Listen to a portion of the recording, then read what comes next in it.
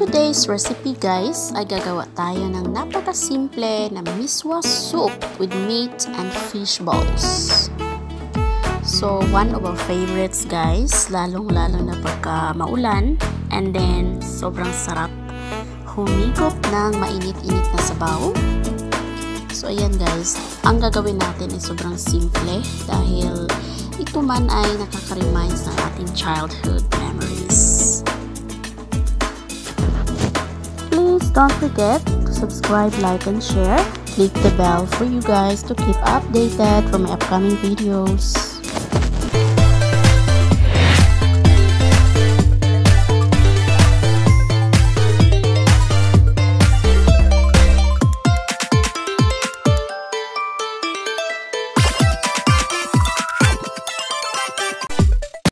So guys, yung ating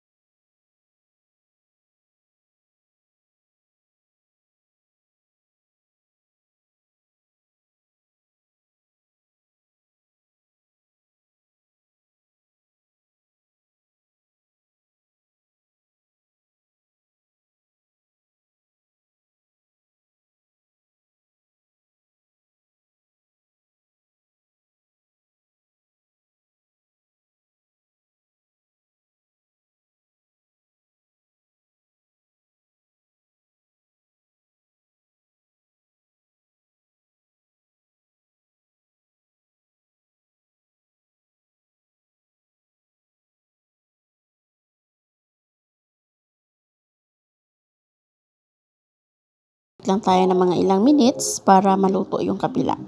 So actually guys, yung ating gagawin today ay sobrang simple. So actually guys, ay yung mga ingredients na gamit ko ay sobrang napakadali and sobrang kaunti lang guys. So ito naman kasi guys ay hindi naman natin kasi sa amin kasi guys, lumaki kami na hirap. So alam mo yun, yung ganitong ulam lang ay sobrang sarap na kami. So, minsan, hindi na namin ito inuulam, guys.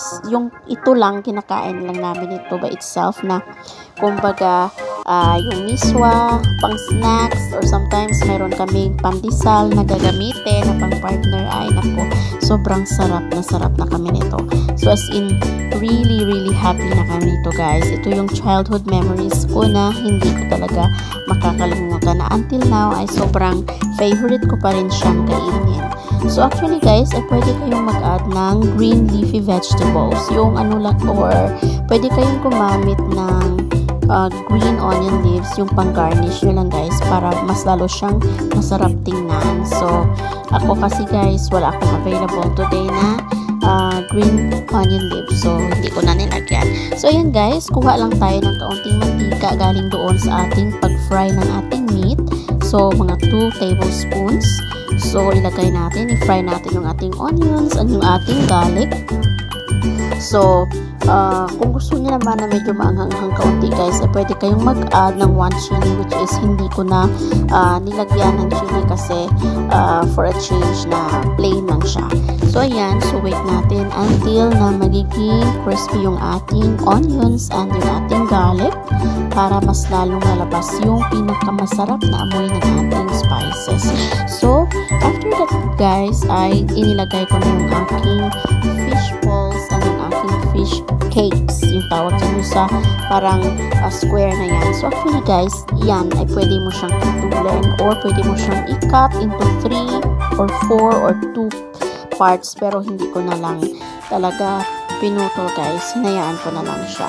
So actually, marami tayong different styles ng mga fish balls, na mayroon ding mga vegetables na pwede balls guys na pwedeng mabili sa mga supermarkets na ready-made na siya.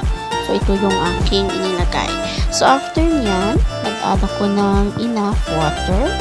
So para dito guys ay medyo ilaga natin ng kaunti, ng mga 15 minutes maybe yung ating fish balls, and kailangan ay kulong-kulo talaga siya guys. Or if mayroon kayong half ng chicken stock ay pwede kayong maglagay. Okay, so after nito ay after ng paglagay natin ng enough water, naglagay tayo ng salt and pepper powder. So pwede kayong gumamit ng black pepper powder or kahit na yung white pepper powder will do. So okay lang yan.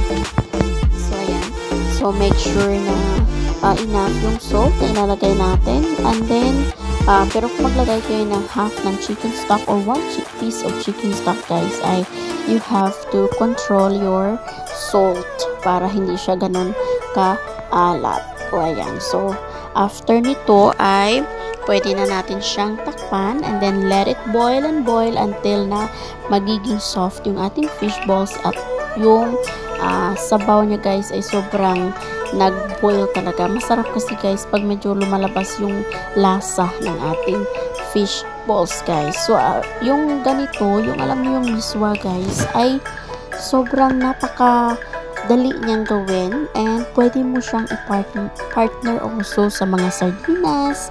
You know, alam mo yun, sobrang sarap din yun guys, yung partner ng sardinas. Anyway, meron din akong recipe dyan na miswa with sardines. Ang sarap.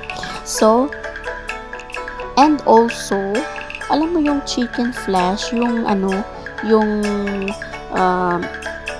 liitan mo yung pagkahiwa ng chicken, yung flesh ng chicken meat, ay masarap din yun guys, na ipangsahog sa ating miswa.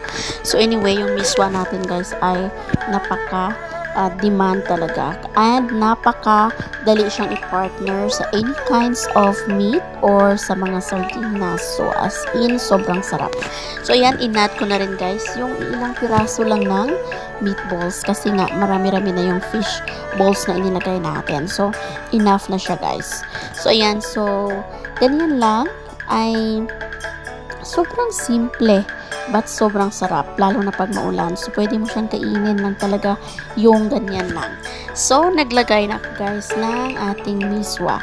So yung miswa guys na ginamit ko ay 3 nest lang, kumbaga yung 3 piraso lang na ganyan, kasi dumadami yan guys. Kumbaga yung miswa natin ay parang nag-multiply yung, nagdo-double yung dami niya once na mabasa siya guys, especially na ina-absorb niya yung tubig or yung pinakasabaw. So yung need natin gawin dito ay after na siya maluto guys, kailangan kakainin na natin, kasi nga pag tumagal or hayaan natin ay magiging tuyo siya guys, kasi nga ina-absorb niya yung sabaw ng ating miswa. So yun guys, tingnan nyo. Okay, so after nyan, naluto na yung ating miswa.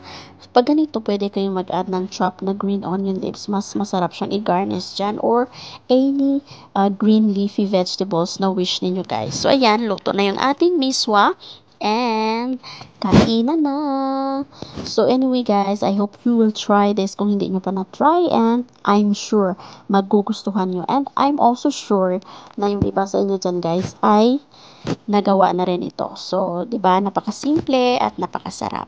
So, kontento na tayo guys sa mga simpleng bagay, sa mga simpleng pagkain, but you know, nakaka-alala na yung mga memories natin nung tayo'y bata pa. So, anyway guys, maraming salamat guys for watching and sa aking napakasimpleng recipe today. So, I hope you like it, and I hope you check also guys some of my recipes sa aking YouTube channel. So, mga hindi pa dyan guys nakasubscribe, please subscribe, like, and share, and paki-click the bell guys for you to make updated guys sa ating mga bagong recipe. So, ayan guys, alam nyo, pwede na natin papakin yung mga fish balls na nilagay natin dito. Sobrang sarap guys. And, ito pala guys, paki-open na lang yung aking channel, Cayenne Simple Cooking, and then please try to check it out, all my videos that is already uploaded guys sa aking channel. So, sa lahat ng sumusuporta, maraming salamat.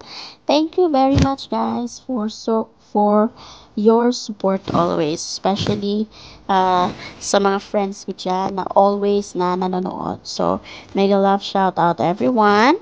And ayan, marami tayong mga recipes dyan guys that napakasimple lang, napakadaling gawin. And yung mga ingredients na gamit natin is napakabilis lang makita or mahanap sa mga markets. And then, isa pa ay napakamura, and then napaka-budget friendly ng ating mga recipes na gawa. And napakasarap naman. So, ayan. Thank you guys sa ulitin, and sa mga hindi pa dyan nakapanood ng mga iba ko pang mga videos guys, please check it out guys. For sure may magugustuhan kayong mga recipes na kakaiba, pero napakamura and then napakadaling gawin.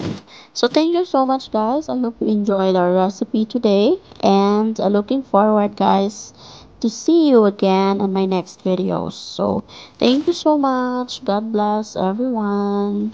Kayin here, and bye.